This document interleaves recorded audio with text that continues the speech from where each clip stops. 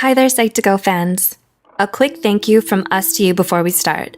We want to let you know how much we appreciate your continued support and thirst for knowledge. So, let's continue our brave march to learning about psychology.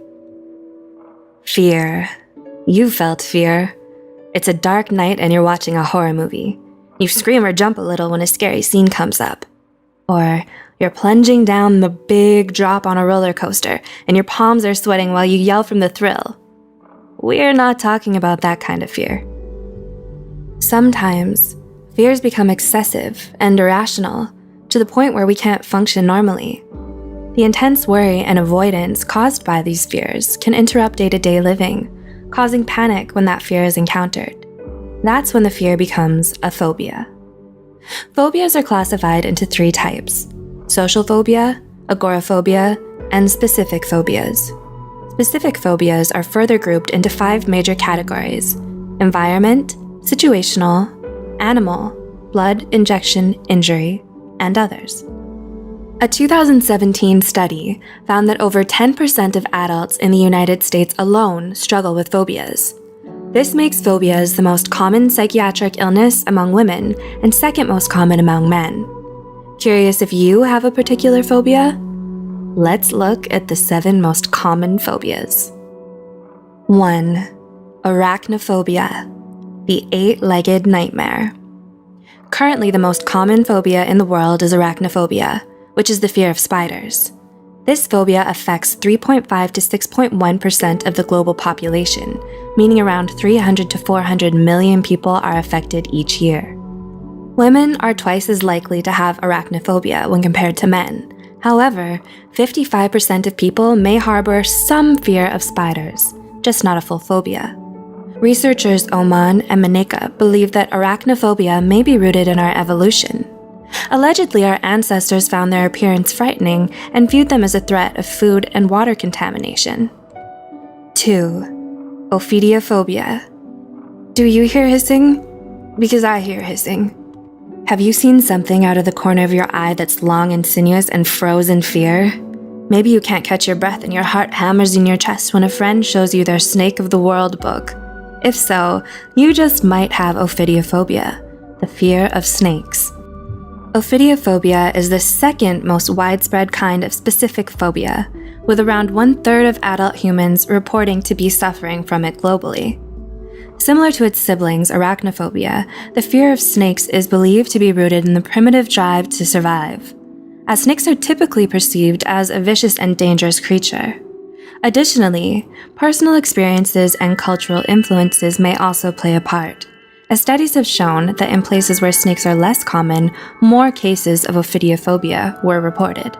It's no wonder snakes often take a starring role in various movie scare scenes and fear-facing reality shows. 3. Acrophobia. Glass elevator? No thanks, I'll stay on the first floor.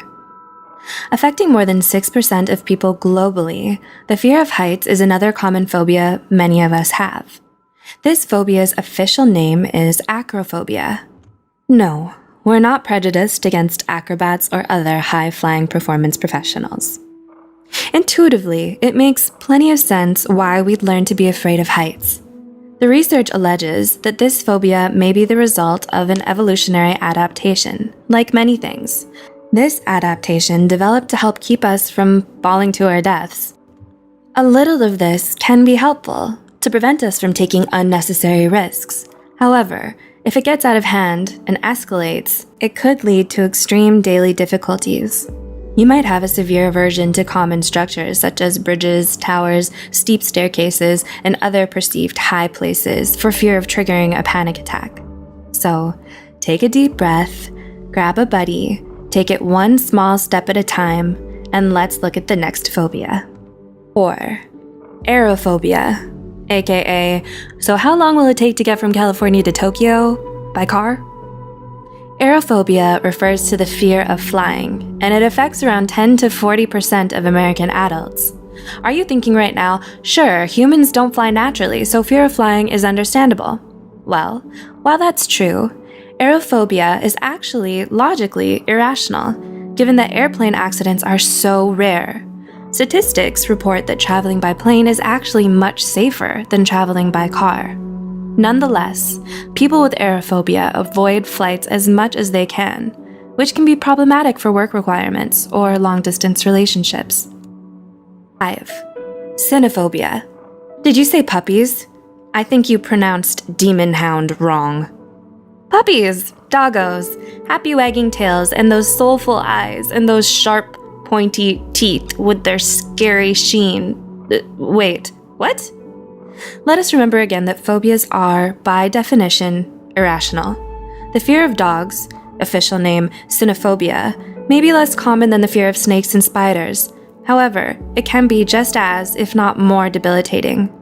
Just consider how many pets and stray dogs are present in any given neighborhood.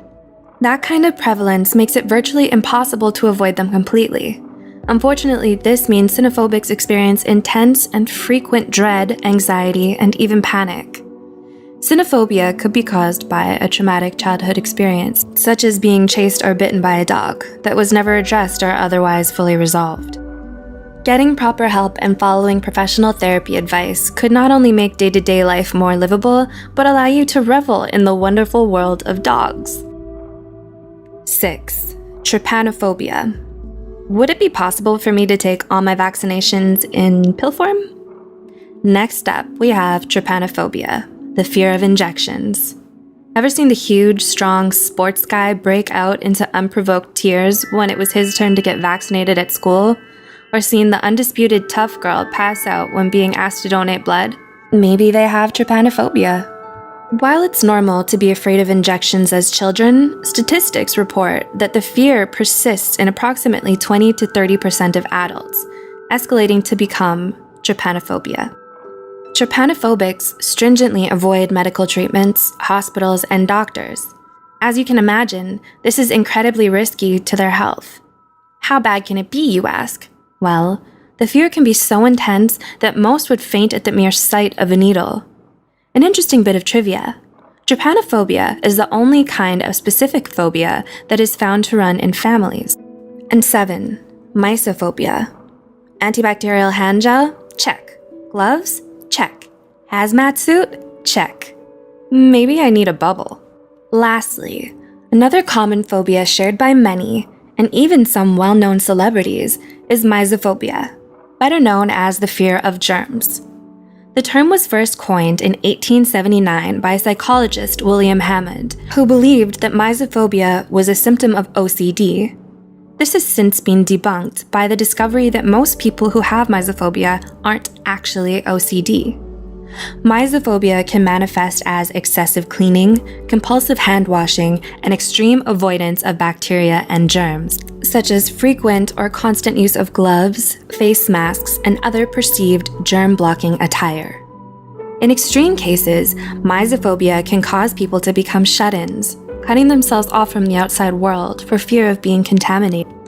So, in the end, where do phobias come from? Well, according to the American Psychological Association, phobias typically emerge during childhood or adolescence, persisting into adulthood.